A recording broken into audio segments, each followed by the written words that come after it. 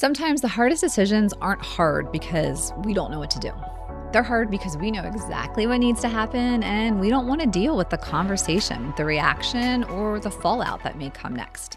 In this episode, I'm talking with Kasey D'Amato about how to make clearer decisions without getting pulled off course by fear, outside pressure, or emotion. We get into her head, heart, and gut framework, how to identify your Polaris point, what distraction is often a sign that you're avoiding something important, and how to move forward without losing yourself in the process.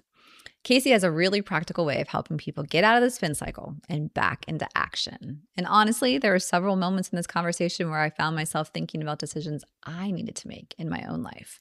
So let's get into it. Welcome to Loud and Lifted. Kasey, thank you so much for being here. Thanks for having me. Yes. So we have a big discussion today because we're going to talk about decision making and not like the corporate spreadsheet kind of way, but just how big decisions are made. It's something that I think we take for granted, right? We make decisions every day, sometimes small and sometimes large. But what you focus on are those big business decisions and helping people. So when leaders come to you with a business decision, what's usually underneath it? We all face so many decisions every day and we have decision fatigue. When the big decisions, face us in business and in life, we sometimes either freeze or we react or we overthink because we have data, we have emotions, we have our gut reaction, and all of it is muddying the waters for what is the best next step. And, we're thinking about big decisions. A lot of people will ask me, what are you talking about? In business, this might be a massive change. If you're a business owner, this could be a pivot. This could be a partnership. This could be considering an exit or an expansion. It could be hiring or firing. If you're a manager, this also could be hiring or firing. It could also be making a pivot or change. So it's, no matter what level you're at, whether you're in management or you're a founder, you're facing these big decisions that impact your professional journey, your business, your career, but also impacting your personal journey. Mm. And so all of the human element, the human emotions, the emotional intelligence muddy the waters. There's lots of fear that we don't even recognize mixed in with making a data driven decision. And so how do we align both of those things? Because it's not about the data alone and it's not about the emotions alone, or our gut reaction. It's how do we balance all three? Well, it's funny that you say that because I was thinking, there's some people who are like, I just decide with my gut. I just go with it. I do what I feel and I'm going. And then there's other people who I can think of who are, this is clearly not me, super over analytical, do need the spreadsheet, need the pros and cons list Yeah. and have 50 conversations about it. And I'm sure it's somewhere in the middle, right? So how do we get to that middle spot where we're not just completely going on our gut, but we're also not like what do you call it? Paralysis analysis. Yeah, exactly. So I call it the head heart gut theory. And so the way that I think about this is all people have versions of this, but I think about the head part when we're looking at the data. We're looking at historical data. So whatever decision we're facing, let's say we're thinking about making a major change with our business or our career, right? So we have to look at some numbers there. So we're looking at revenue or maybe your salary or bonuses, things like that. You're looking at historically, have things been growing over the last 3 years? If yes, then that's a good thing if finances are your goal. But if no, then it's time to make some change, right? So I take the people, imagine that you are not in your same setting in your business or your career. You are in a new environment with people you do not know. You're only looking at the data at this point. So you visualize yourself without any of the human beings around you that normally are around you, because we're all influenced by the people that are around us the most. So when you look at the data part, visualize that you're someplace with nobody that you know, entirely new business, new career, no people, looking historically. And then you're thinking about your future goals from a data standpoint. Are you on track historically to then hit these future goals? Again, with all new people, nothing to do with people that are around you right now, only the data. And so you do this analysis first. If you're a spreadsheet person, and even if you're not, you force yourself to think about the data. Imagine you are not around any of your coworkers, any of your employees, any of your team, even your family. You are alone in an entirely new professional journey looking at only data. That's step one. Step two, reverse that. We're not talking about data. We're talking about just the people around us. And we're thinking, who is influencing this decision? What am I feeling good or bad about? Who is going to be impacted? What am I afraid of hurting someone's feelings or having to let someone go or not being around these people that I care about or worked with for so long? We're not thinking about data at all. We're just thinking about the people. And we're making a list of people like, if I make this decision, who am I going to feel sad that I'm going to not be around? Or who am I going to feel happy that I'm not going to be around? Right. And we're analyzing that. And then our last question is, regardless of what the data shows, regardless of the people, when now we visualize again, we're someplace that we're not around the people that we know, the numbers don't really matter. Like, what's our gut instinct? What just brings us joy? What's just the thing that we know instinctually we want to do? It's irrelevant of what the data says. Data might say one thing, but our gut says another. The people around us might be influencing us in a certain way, but our gut says another. So the head, heart, gut, two of the three need to be in alignment for the decision to be the right decision for you. And that's how I approach major decisions in a very summarized version of that process. Sometimes I do it in a whole single strategy day with clients, but in a short, 2-minute summary, that is the basic concept of what we work through when we're making a big decision. Oh, I love that head, heart, gut. So that goes back to not being at one end of the spectrum or the other, but you're all three essentially, All three which is so independent of great. each other and like really work it out. So, I mean, again, sometimes I do this in a full day workshop with a founder or partners, but you really work it out and you look at one completely separate than the other. As soon as they you're running numbers and you're like, but this person said, but it's going to impact this person. Nope. No, we're in a whole new business. We're visualizing a new business, a new career, a new role. We don't know anybody here. So there's no people that can influence when we're looking at the data part. When we're looking at the people part, we're not talking about numbers. We're just talking about the human beings and how we feel and how they feel. No, that's great. And it's funny, the last year I've been working with founder CEOs with their companies and helping them grow. And what's been interesting is coming with that outside perspective. I come in with the data, right? Like I'm thinking with my head, and when we're talking about teams or structure or making decisions, I will upfront say to them like, look, I'm not emotionally attached to your brand, your team. I'm telling you by everything I've seen and read and looked through, like this is a decision. So it's interesting because I try to at least be aware that there's a there's Yeah. a human, there's a heart piece to this because I've been on the other side of those conversations. But it's hard. You see the leadership team sitting there and being like, okay, I know this might be the right thing, but like trying to get to that and make them feel good about it, right? It's their decision, it's their company, but understanding why you're getting there is super important. So the other piece of that I would think would come up is how often do you see that leaders aren't focused on the right problem? Like they're trying to work around it because maybe it is a big decision or they're trying to fix symptoms. So, they want to hire more people or launch a new initiative, sales are down, whatever it is. How do you get people to even see the right problem they should be focused on? Yeah, that's a great question. So, I, like you, I work with founders and CEOs a lot and executive teams. The first thing we do is we identify the Polaris point. Hmm. So, what is the end goal? The Polaris point is that North Star. It is that end goal of what we're working towards. And then we reverse engineer. So, the end goal is we usually set it in about 3 years into the future. So, where do we want to be in 3 years in the future? This is financially. This is time, freedom, whatever that means for you. This is your relationships and your quality of life, right? So we look at all these three things in the business and personally, 3 years in the future.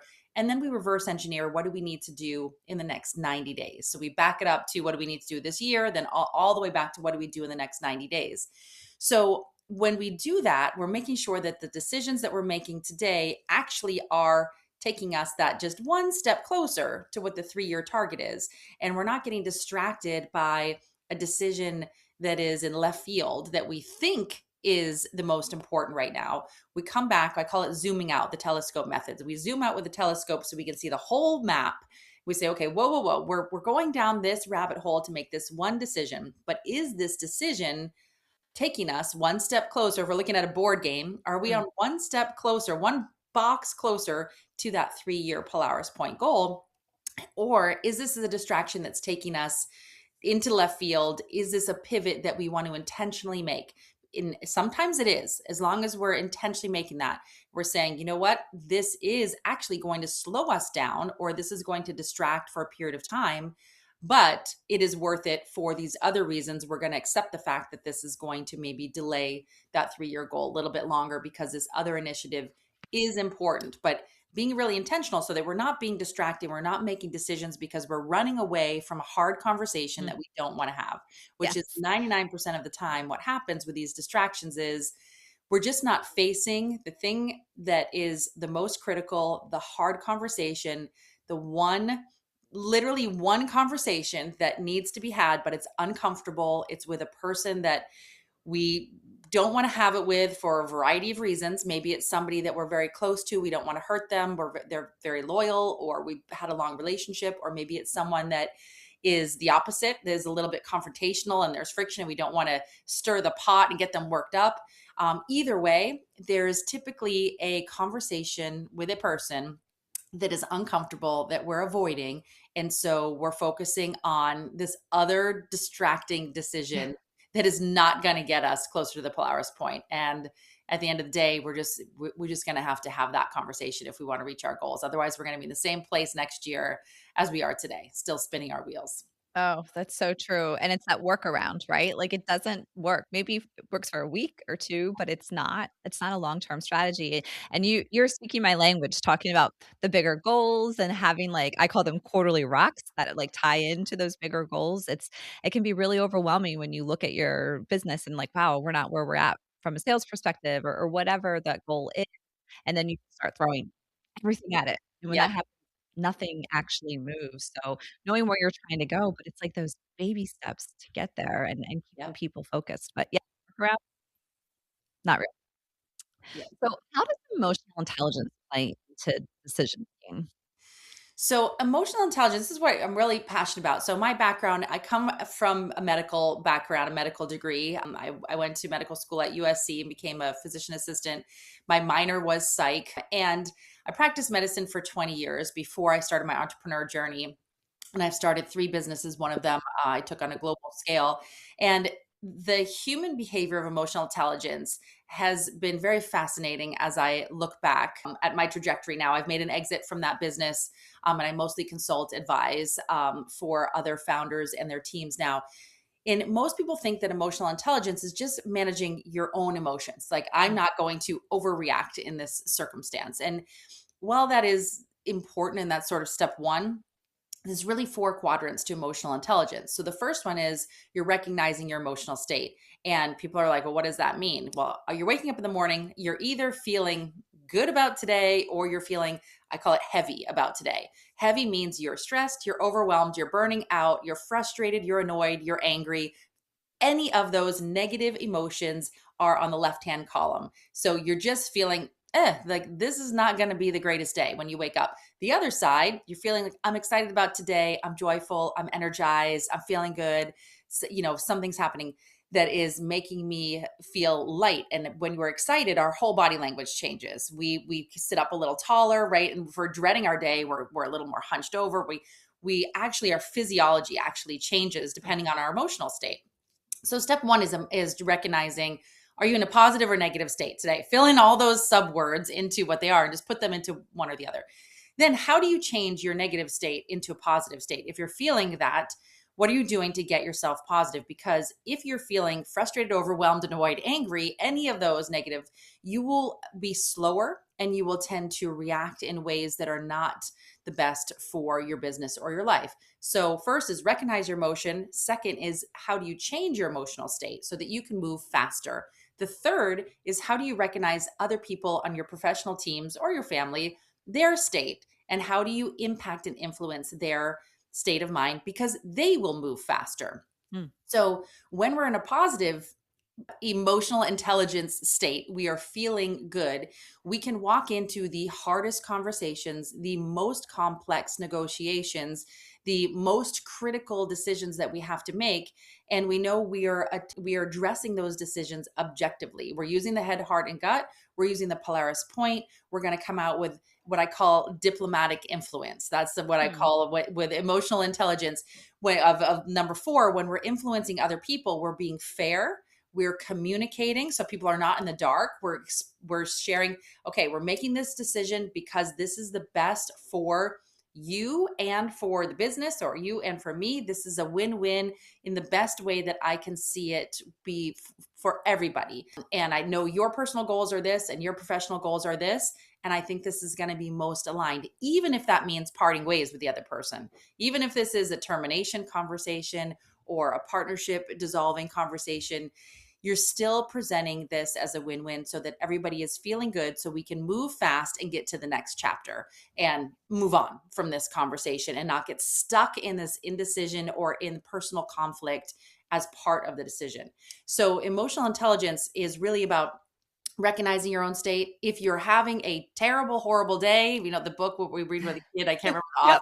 author. Alexander. Yes, Alexander. Yes, have a terrible, horrible day.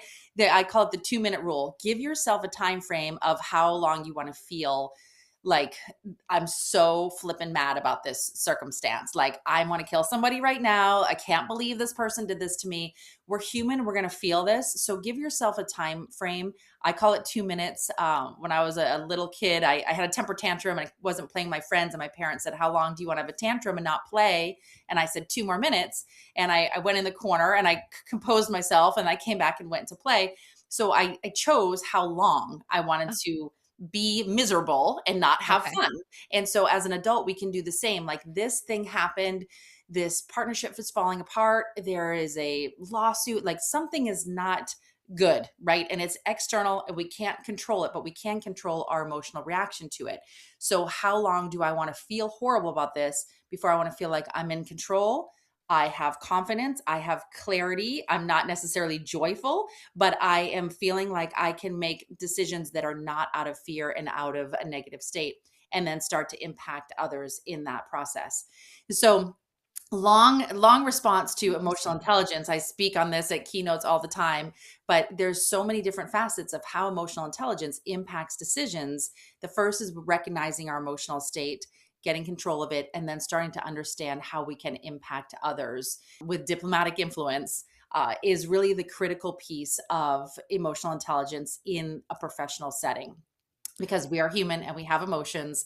They're going to impact our decisions. It's just, are we aware of when and how they're impacting our decisions?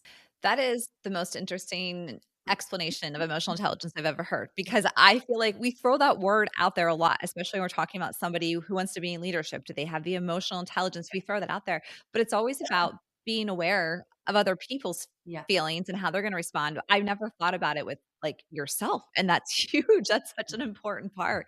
So I love that, and the diplomatic influence. That's great. yes, yes, yes. And I also am a big fan of the 2 minute, because there's times where like, okay, before I respond to this email or before I pick up the phone, like I need to Yes, just walk away and get a exactly. little clarity. Exactly, exactly. Take that break, take that minute. It might be 2 minutes, it might be a day, it might be a True. week, depending on your personality.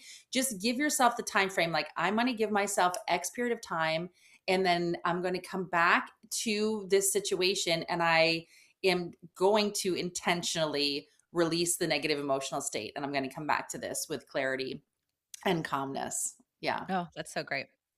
So let's switch gears. Let's talk a little bit about that internal clarity and that outside pressure. And I think this is a big one, especially for a lot of our high achieving women listeners who are hearing this. And, we get really good at building this, what looks like an impressive life from the outside, the title, the business, the crazy calendar, the reputation. And then suddenly we realize, like, oh my gosh, we're exhausted, yeah, we're disconnected, we're resentful.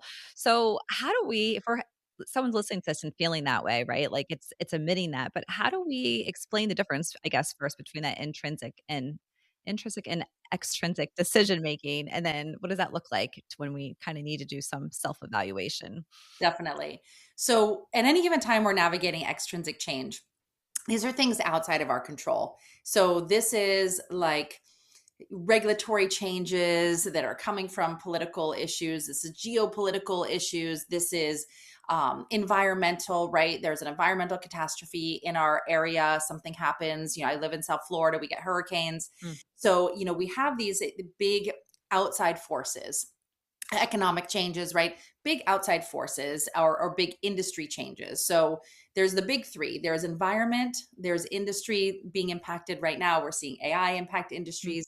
And then there's sort of this like regulatory compliance, political, things. These are like the big three, other than our health, and their or our immediate family's health. And hopefully that does not happen to anybody with getting an unforeseen health diagnosis. But these things are, for most of us, outside of our control for most reasons. Everything else is pretty much in our control. We just think it's not in our control. So, we can't control the weather, but we can control if we put a rain jacket on or have an umbrella. So are we going to stop the rain from happening? No, but we can stop ourselves from getting cold or shivering or feeling, overly unpleasant and uncomfortable in the rain. And that is what I think is most critical to think about.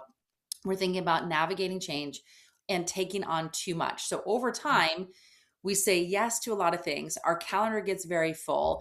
There's all these extrinsic pressures that we were perceiving as extrinsic, but they're not really the big four.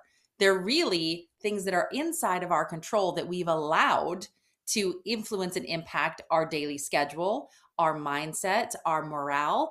And we're feeling like it's outside of our control. We're feeling like, if you're in management, that, there's a boss or supervisor that has expectations, or if you are a team leader, or if you are a business owner, you feel like you have expectations of your team. Sure. That you have to deliver for them. Or sometimes it's family, sometimes it's community. And we say yes to so many things because we're feeling like we, quote, have to say yes to these many things. But the reality is we're doing that out of fear of other people's perception of us, fear of letting people down, fear of not looking successful, like we can, quote, do it all, fear of looking like we're a failure in some way if we don't do all these things and be presidents of all these organizations and sit on all these boards and do all these things, so then we are, quote, less than, right, in our minds. If we're a high achieving person, then that's the perception that we have. But what can happen is we wake up one day and you're like, what the heck is going on with my life? Like, there is way too many things going on. I, have lost myself in this process. I've said yes to way too many things that actually really are in my control. If I put some boundaries up and say, no, I'm not a failure or less than, I'm just protecting my peace so that I can actually do better for the people that are most critical and the initiatives that are most critical. And the number one tip that I have, I had an opportunity to spend 4 months alone in Morocco for a period of time in 2021. Yes, that's the answer. We should all go to Morocco by ourselves. Go to Morocco by yourself. Yes. Spend time by yourself. Yeah. Because after that experience, I got so much clarity. That's actually a part of, made the exit from my prior business. Big decisions were made because all of a sudden it was not my 50 plus shareholders or my board or other people's pressure. I got clarity on me. And I was like, this is not me anymore. This business is not me anymore. This is not my identity. This is not what I wanted to be. This is not what I'm passionate about. It doesn't bring me joy and fulfillment. And the only way to really do that is to get comfortable with yourself. And so that you're not living life to just please or to achieve something for someone else. You're achieving only for yourself. So it doesn't have to be Morocco, but I love that idea. that you spend even a weekend by yourself. If you can do that, and most people will say they cannot.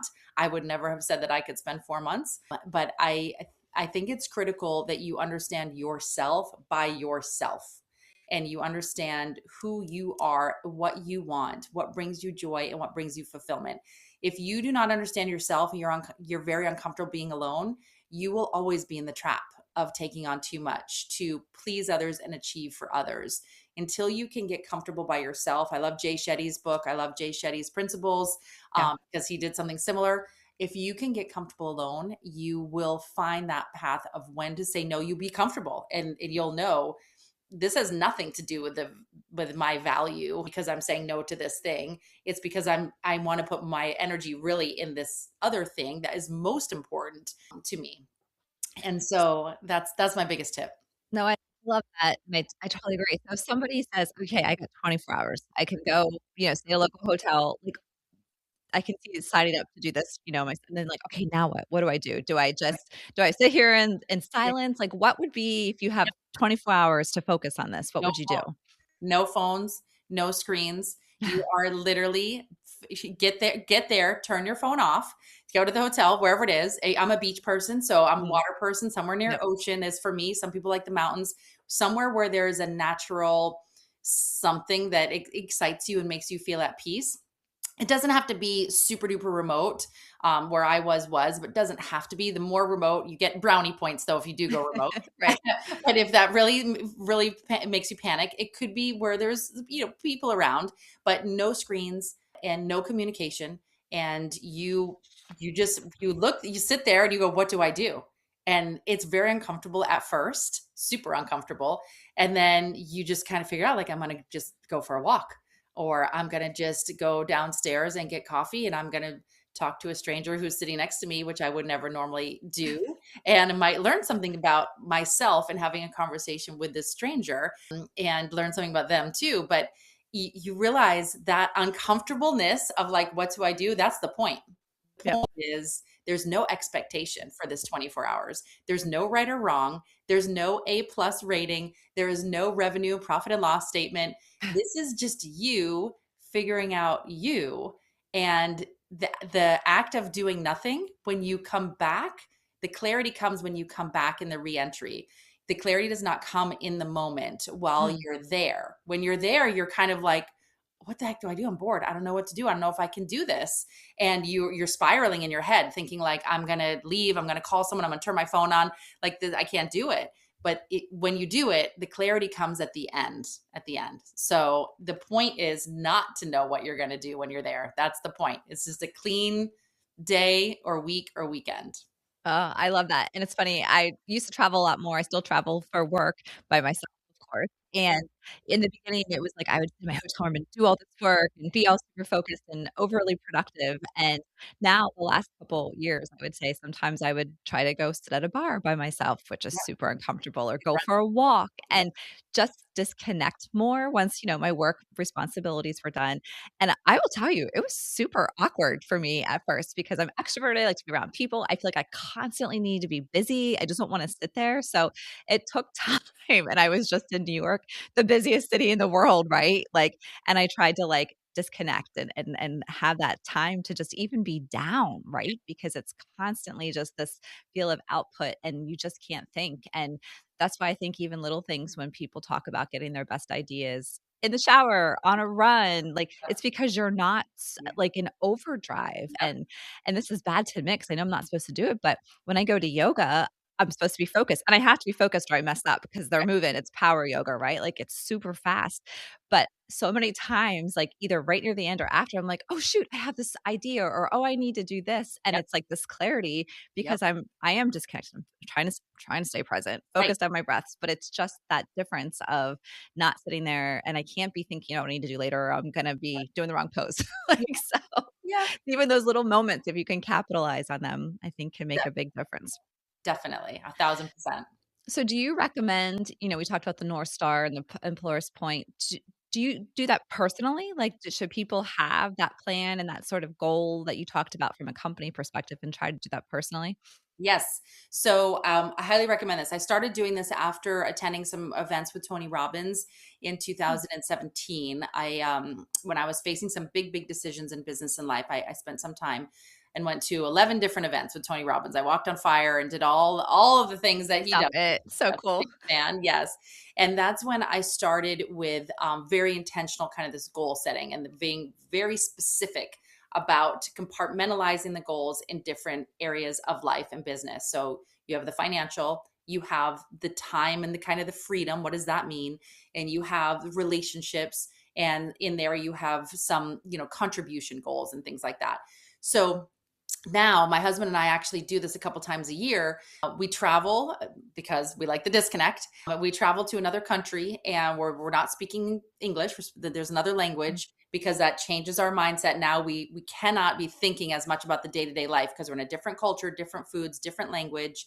And we will break down the targets in each area of life and we will assess, okay, since the last year's goals, how close are we?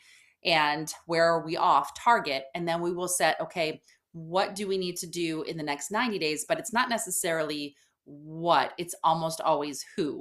Mm. So it's almost always who do we need to to separate a little bit from in our life and or eliminate, and who do we need to add more of? Because if we just say what do we need to do, it just becomes an endless list of to-do tasks that is not realistic.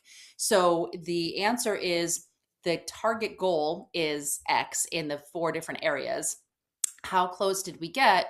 And if we missed, if we hit it, we celebrate. Great. Let's set some new ones. If we missed, we think, okay, why did we miss? This, and this happened. Okay, this, and this needs to happen.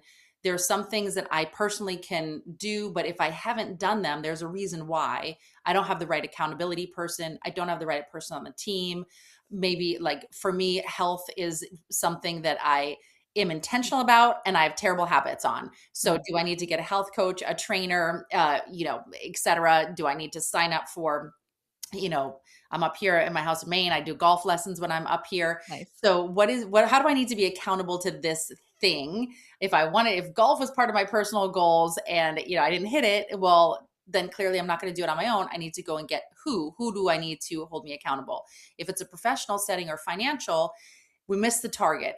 Who on the team do we need to adjust, right? And so then we're looking at these next 90 days, and we immediately in that moment, we set 3 meetings. The thing that we missed the target on, in that moment in time, we're like, who are we calling? We send them an email or a text. Hey, can you talk next week? We're traveling right now. I want to get on your calendar. So this might be a team member. This could be a coach or mentor. And then we do this twice a year, Christmas and New Year's, and again around 4th of July. We look again at the Hmm. goal setting, and we align our 3 level of who's. We call it a group of people that are like mentors and coaches. Could be business, could be personal, it could be health, Hmm. right? Could be relationship. Anybody that's a mentor that has some wisdom in this area. It doesn't have to be even in our business industry, just has wisdom. Some peers that we need to network with, collaborate with, and then our team. So 3 level of who's our team of mentors and coaches, who's our team of mentors and peers that we can bounce ideas and cross pollinate, promote, and who is on our team. And twice a year we set a target of, if we've missed our goals, if we're off track, what are 3 conversations we need to have with different levels of the who's immediately, so that the next 90 days will be different. Wow, that is so impressive, and you hit so many important points. The planning piece, right, obviously, and being intentional, but you mentioned other people, that you're not doing this alone, right? It can be super overwhelming if you're sitting there trying to figure everything out, and, oh, by the way, you also have an accountability partner with your husband, which is amazing, but I think that's where a lot of us get really hung up, is we think we have to sit there and do it all by ourselves and figure it all out, and you're relying on a different team of people depending on the situation. So I love that so much. That's so great. So it's funny, we started off this conversation talking about decision making, and then we talked through a couple different situations. But at the end of the day, I think your superpower is clarity, right? Like, you help people get clear. And a lot of times we don't want to make a decision because we're not clear, or we're not doing the whole head, heart, gut. So the fact that you have this approach to get clear and then take action is amazing. So if someone's sitting here, what parting words can you leave them with, where they're like, I need to do something different, whether it's personally or, for their business? Like, what's that first move that they can make? Because it does feel overwhelming, even though you did break it down really well. Yeah. I mean, the very first move is just to identify the one conversation that needs to be had. What is the one conversation with the one person that you're avoiding? That is the very first step. There is something right now that you want that is more achievable than you think. And there is one conversation that needs to be had. And this is either someone you're bringing into your ecosystem or someone that you're separating from out of your ecosystem. And my biggest suggestion is, set that meeting up. Set the meeting up, have the conversation. Who needs to come into your world? A coach, a mentor, a team member. Who is it that you need more of? And who is it that you need less of? Who is it that in your life is slowing you down? And it doesn't matter if this is a significant other. This doesn't matter if this is a team member, an employee, or if this is someone in your social circuit that just is negative energy, that is a distraction. Who needs to be separated from, and who do you need more of? And take an immediate step to have a meeting that will make this start to happen? Who are the people that you need? If this is a very, very hard conversation, who do you need around you to have this one conversation? Because if you don't face the one conversation with the one person, you are holding yourself back. Oh, I love that so much, Kasey. This is amazing advice and a plan that I think is very actionable. And I'm literally thinking in my head some things I need to do this afternoon. So thank you so much for helping me with my schedule and taking some initiative on some of that. If people want to connect with you, where's the best way to find you? Yeah, so LinkedIn and Instagram, Facebook too, at Kasey D'Amato. I have a fun tool, the Decision Diagnosis Oh, Interactive Tool. I'll send that. You can drop it in your show notes if it awesome. makes sense. So that's kind of fun too. It'll give you a little analysis on your decision making skills. But please send me a message anywhere on the social platforms. I'm on there. I try to touch base once a day. So I love to chat and talk strategy, clarity, Polaris point.